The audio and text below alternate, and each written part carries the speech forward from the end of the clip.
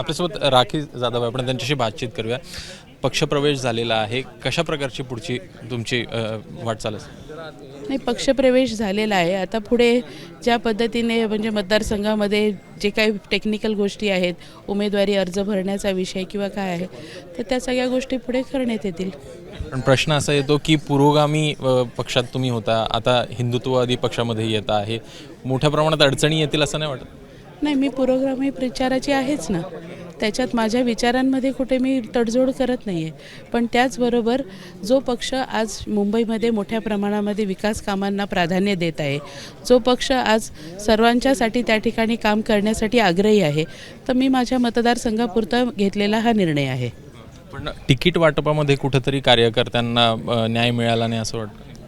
नाही, माझ्याकडे मी राष्ट्रवादी काँग्रेस पार्टी शरदचंद्र पवार या पक्षाची अध्यक्ष असताना माझे सहकारी जे आहेत, मुंबई शहरातले विविध तालुक्यांमधले वॉर्डमधले माझे जे सहकारी होते, त्यांना अपेक्षित असणारा न्याय जो आहे किंवा त्यांना अपेक्षित असणारी उमेदवारी देऊ शकले नाही, हा निश्चितपणे दुःख माझ्या मनामध्ये आहेच.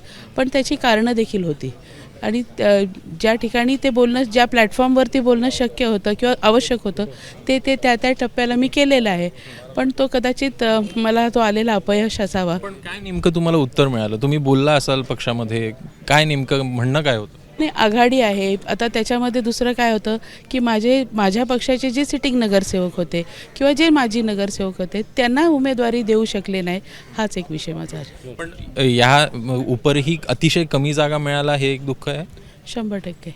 बातचीत केल्याबद्दल. तर ह्या होत्या राखी जाधव, ज्यांच्याकडनं आज भाजपमध्ये पक्षप्रवेश करण्यात आलेला आहे आणि त्यांच्याकडनं आज पक्षप्रवेशानंतर AB फॉर्म देखील त्यांना मिळणार असून भाजपकडनं उमेदवारी देण्यात येणार.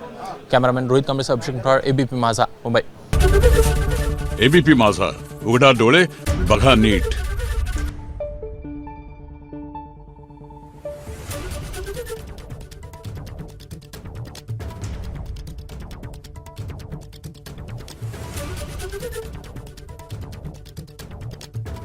Thank you.